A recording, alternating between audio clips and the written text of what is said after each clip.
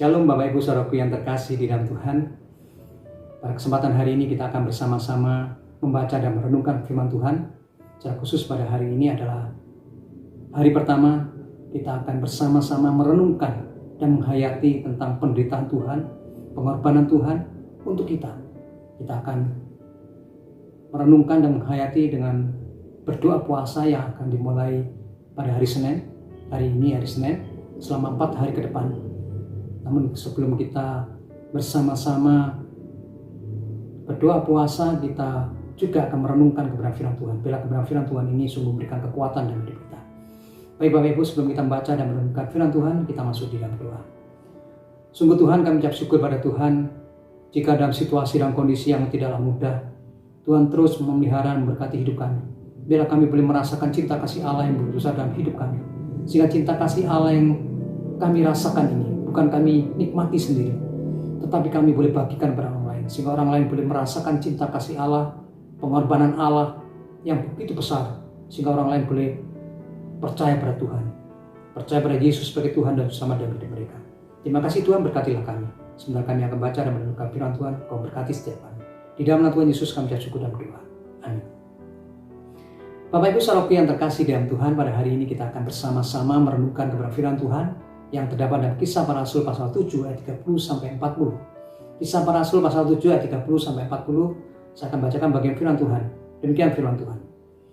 Dan sesudah 40 tahun tampaklah kepadanya seorang malaikat di padang gurun Sinai, di dalam nyala api yang keluar dari semak duri.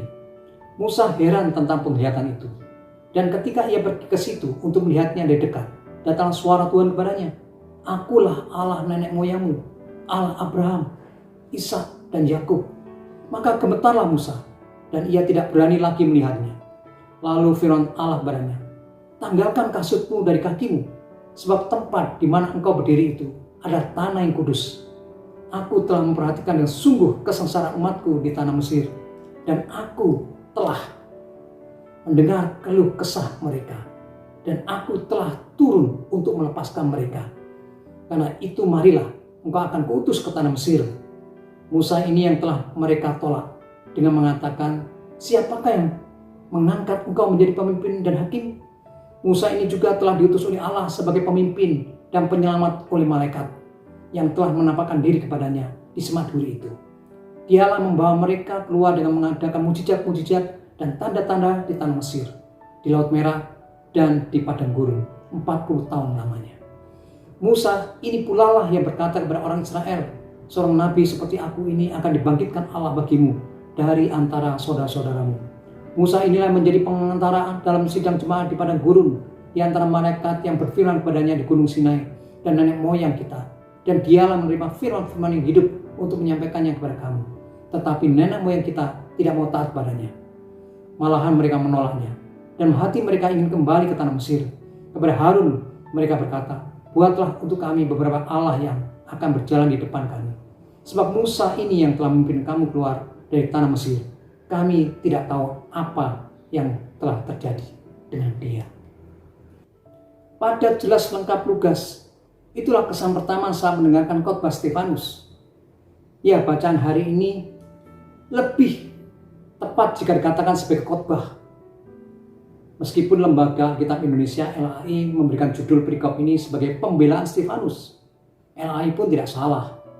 Saat itu Stefanus memang dihadapkan pada sidang mahkamah agama, bermula dari rasa malu orang-orang Yahudi yang kalah debat dengan Stefanus. Lalu mereka menghasut orang banyak untuk menyampaikan tuduhan palsu. Khotbah Stefanus mematahkan tuduhan itu. Bagaimana mungkin ia dituduh mengucapkan kata-kata hujat terhadap Musa dan Allah, jika ia sampaikan secara lengkap justru pekerjaan-pekerjaan Allah dalam sejarah nenek moyang Israel. Dan sejarah itu tak terbantahkan.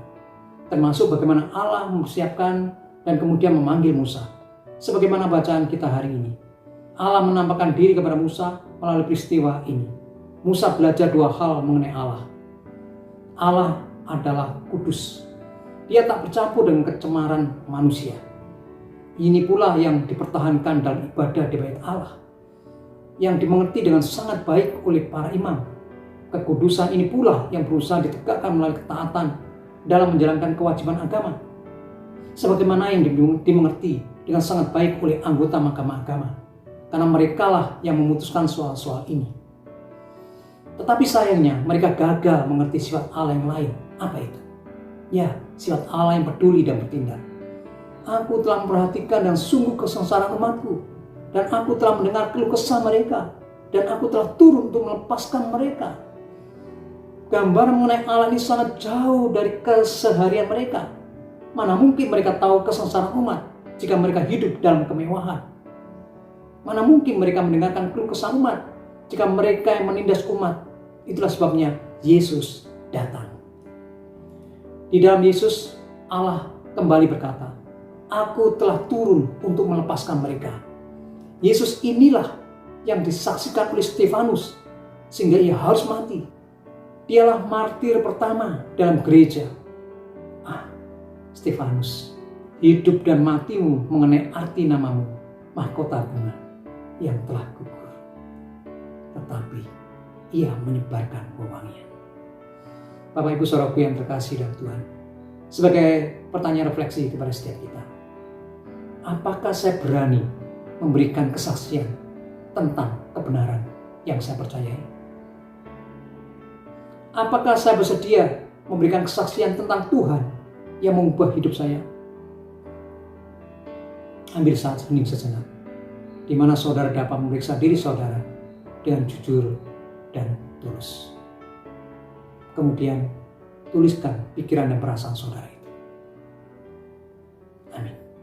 Tuhan Yesus memberkati Bapak Ibu semua.